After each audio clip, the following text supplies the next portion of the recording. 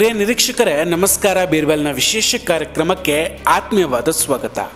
ವೀಕ್ಷಕರೇ, ಒಂದು ಮಗು, ಆ ಮಗುವಿನ ಕೈಯಲ್ಲಿ ಟಾಯ್ಸ್ ಕೊಟ್ಟು ಬೆಳೆಸಬೇಕಿದ್ದ ಅಪ್ಪ ಅಮ್ಮ ಬಂದೂಕನ್ನು ಇಟ್ಟು ಟ್ರೈನಿಂಗ್ ಕೊಡುತ್ತೆ.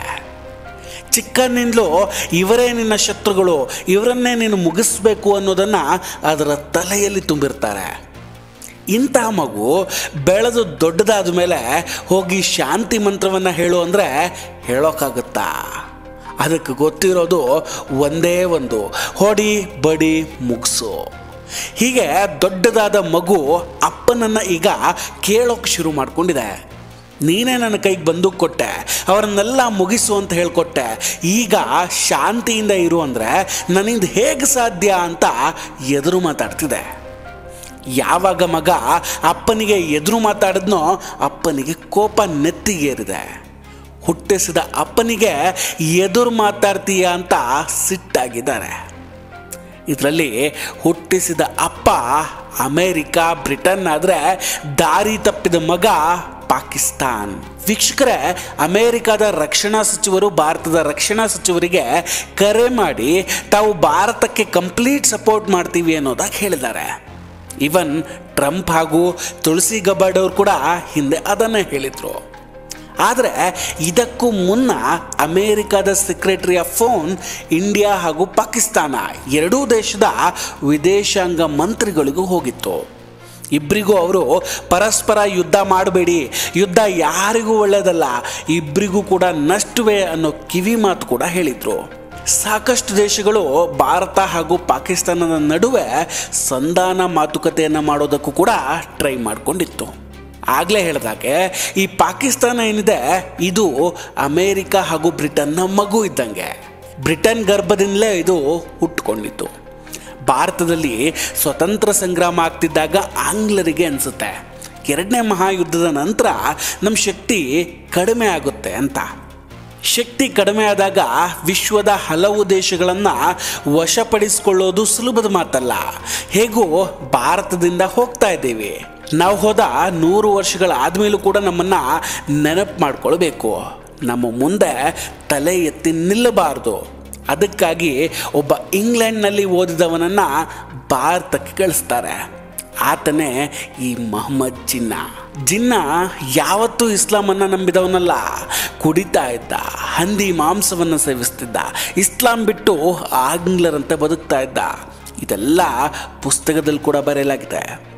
ಅವನ ಮೂಲಕ ಒಂದು ಪ್ರಾಜೆಕ್ಟ್ ರೆಡಿ ಮಾಡಿದ್ರು. ಅದೇ 2 ನೇಷನ್ ಥಿಯರಿ. ಪರಿಕಲ್ಪನೆ ಪೂರ್ಣ ಪ್ರಮಾಣದಲ್ಲಿ ಬ್ರಿಟಿಷರದ್ದೇ ಆಗಿತ್ತು. ಭಾರತವನ್ನು 2 ಭಾಗ ಮಾಡಿ ಹೊರಟು ಹೋದರು. ಆ ಟೈಮಿಂದಲೂ ಅಮೇರಿಕಾ ಆಗಿರಲಿ, ಇಂಗ್ಲೆಂಡ್ ಆಗಿರಲಿ, ವೆಸ್ಟರ್ನ್ ಪವರ್ ಆಗಿರಲಿ ಪಾಕಿಸ್ತಾನವನ್ನು ನೋಡ್ಕೊಳ್ತಾ ಇತ್ತು. ಅದರ ಬೆಳವಣಿಗೆಯನ್ನು ಸಹ ನೋಡಿಕೊಂಡು ಪಾಕಿಸ್ತಾನವನ್ನು ಜೀವಂತವಾಗಿ ಇಟ್ಟಿದ್ದಾರೆ. ಈ ದೇಶವನ್ನು ತಮ್ಮ ಕಂಟ್ರೋಲ್ನಲ್ಲಿ ಇಟ್ಕೊಳ್ಳೋದಕ್ಕೆ ಅವರ ಬಳಿ ಇದ್ದಿದ್ದು ಒಂದೇ ಒಂದು ಉಪಾಯ, ಅದು ಪಕ್ಕದಲ್ಲಿ ಸೈತಾನ್ಗಳನ್ನು ಹುಟ್ಟಿಸೋದು. ಅಮೆರಿಕ ಹಾಗೂ ಬ್ರಿಟನ್ ದೇಶಗಳು ಪಾಕ್ಗೆ ದುಡ್ಡು ಕೊಟ್ಟು ಅಲ್ಲಿ ಮಸೀದಿ ಹಾಗೂ ಮದರಾಸಗಳನ್ನು ಕಟ್ಟಿಸಿದ್ರು, ಜಿಹಾದಿಗಳನ್ನು ಬೆಳೆಸಿದ್ರು. ಎಲ್ಲವನ್ನ ಮಾಡಿದ್ದು ಅಮೇರಿಕಾವೇ. ಆದ್ದರಿಂದಲೇ ಪಾಕ್ ಡಿಫೆನ್ಸ್ ಮಿನಿಸ್ಟರ್ ಹೇಳಿದ್ದು, ನಾವು ಇಲ್ಲಿ ಟೆರರಿಸ್ಟ್ಗೆ ಟ್ರೈನಿಂಗ್ ಕೊಡ್ತಾ ಇದ್ದೀವಿ, ಫಂಡ್ ಕೊಡ್ತಿದ್ದೀವಿ, ಬೇರೆ ಬೇರೆ ದೇಶಗಳಿಗೂ ಅವರನ್ನು ಕಳಿಸ್ತಾ ಇದ್ದೇವೆ, ಅಮೇರಿಕಾ ಹಾಗೂ ಬ್ರಿಟನ್ಗೋಸ್ಕರ ನಾವಿಂಥ ಕೆಲಸ ಮಾಡ್ತಿದ್ದೀವಿ ಅಂತ. ಅಮೇರಿಕ ಏನೋ ಇದನ್ನು ಖಂಡಿಸುತ್ತೆ. ಆದರೆ ನಾವು ಮೊದಲೇ ಹೇಳಿದ ಕಥೆಯನ್ನು ನೆನಪು ಮಾಡ್ಕೊಳ್ಳಿ. ಒಬ್ಬ ಮಗ ಅಪ್ಪನ ಎದುರು ನಿಂತು, ನೀನೇ ನನ್ನ ಹಾಳು ಮಾಡಿದ್ದು, ನನ್ನನ್ನು ಸರಿಯಾಗಿ ನೋಡ್ಕೊಂಡಿಲ್ಲ, ನನ್ನನ್ನು ಸರಿಯಾಗಿ ಓದಿಸಿದ್ರೆ ಆಫೀಸರ್ ಆಗ್ತಿದ್ದೆ, ಆದರೆ ನಿನ್ನನ್ನು ಚಿಕ್ಕವನಿದ್ದಾಗಲೇ ಕೈಯಲ್ಲಿ ಬಂದೂಕು ಕೊಟ್ಟು ಈಗ ಶಾಂತಿ ಮಂತ್ರವನ್ನು ಹೇಳು ಅಂದರೆ ಹೆಂಗೆ? ಹೀಗೆ ಅಲ್ವಾ ಪಾಕಿಸ್ತಾನ ಕೇಳ್ತಿರೋದು. ಮಗನಾಗಿ ಅಪ್ಪನಿಗೆ ಎದುರು ಮಾತಾಡ್ತೀಯ ಅನ್ನೋ ಧೋರಣೆ ಈಗ ಬ್ರಿಟನ್ ಹಾಗೂ ಅಮೇರಿಕಾದದ್ದು. ಇದೇ ಸತ್ಯ. ವೀಕ್ಷಕರೇ, ಇಲ್ಲಿ ಅಮೇರಿಕಾ ಹಾಗೂ UK ಅಂತಹ ದೇಶಗಳು ಸಾವಿನ ಮನೆಯಲ್ಲಿ ಬಿಸ್ನೆಸ್ ಮಾಡೋ ಲೆಕ್ಕಾಚಾರ ಮಾಡಿಕೊಂಡಿದೆ ಅಷ್ಟೇ. ರಷ್ಯಾ ಮತ್ತು ಉಕ್ರೇನ್ ಮುಗಿತಾ ಬಂದಿದೆ. ಪ್ರಪಂಚದಲ್ಲಿ ಎಲ್ಲಾದರೂ ಯುದ್ಧಗಳು ನಡೀತಾ ಇದ್ದರೆ ಅಮೇರಿಕಾದ ಡಿಫೆನ್ಸ್ ಇಂಡಸ್ಟ್ರಿ ಸರ್ವೈವ್ ಆಗುತ್ತೆ.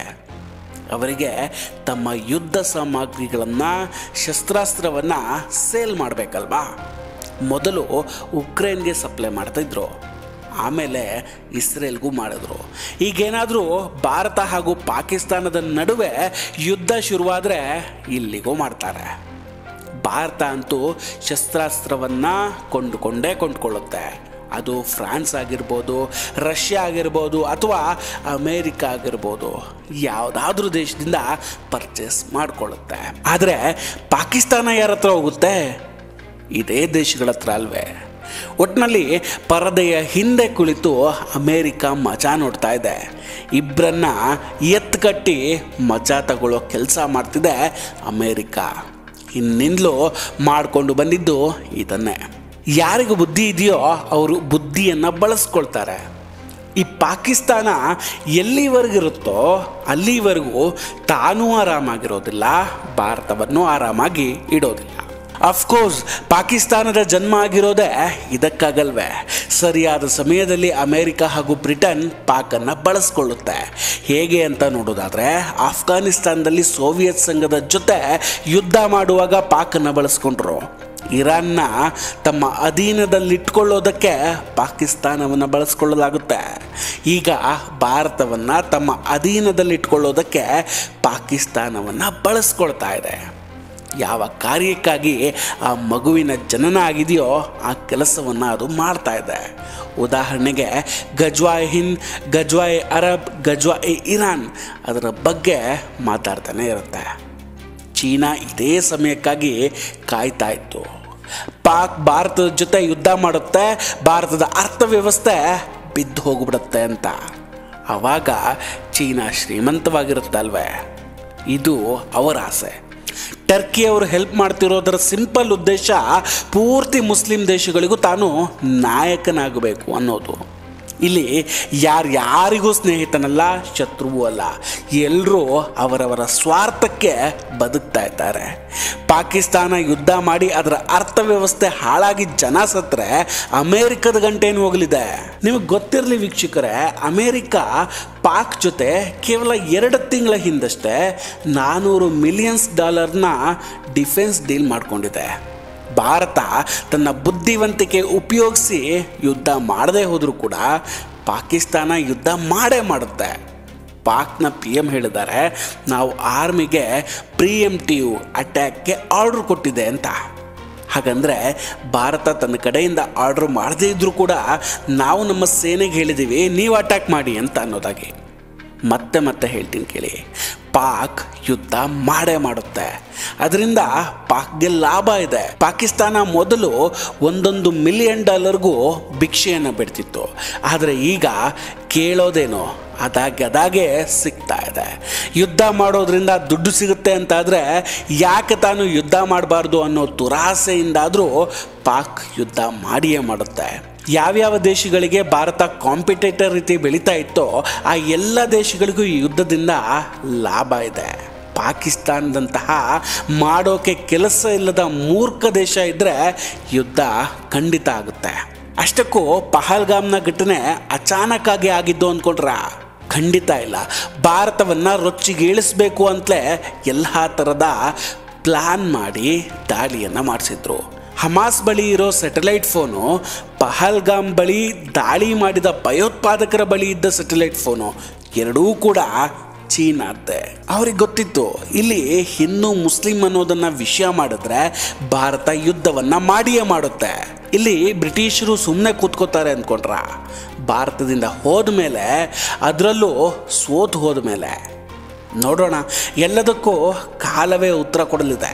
ವೀಕ್ಷಕರೇ, ನಿಮಗೂ ಸಹ ಅಮೇರಿಕ ಅಂತಹ ದೇಶಗಳು ಇದರ ಲಾಭ ತೆಗೆದುಕೊಳ್ತಿದೆ ಅಂತ ಅನಿಸಿದರೆ ಕಮೆಂಟ್ ಮಾಡಿ ತಿಳಿಸಿ. ವಿಡಿಯೋ ಇಷ್ಟ ಆಗಿದ್ದರೆ ಲೈಕ್ ಮಾಡಿ ಹಾಗೂ ಶೇರ್ ಮಾಡಿ. ಇನ್ನೂ ನಮ್ಮ ಬೀರ್ಬಲ್ ಚಾನಲನ್ನು ಸಬ್ಸ್ಕ್ರೈಬ್ ಮಾಡಿಲ್ಲ ಅಂದರೆ ದಯವಿಟ್ಟು ಸಬ್ಸ್ಕ್ರೈಬ್ ಮಾಡಿ ಹಾಗೂ ಬೆಲ್ ಐಕಾನನ್ನು ಕ್ಲಿಕ್ ಮಾಡಿ. ನಮಸ್ಕಾರ, ಟೇಕ್ ಕೇರ್ ಆ್ಯಂಡ್ ಬಾಯ್ ಬಾಯ್. ಮತ್ತೆ ಭೇಟಿಯಾಗೋಣ. ಜೈ ಹಿಂದ್.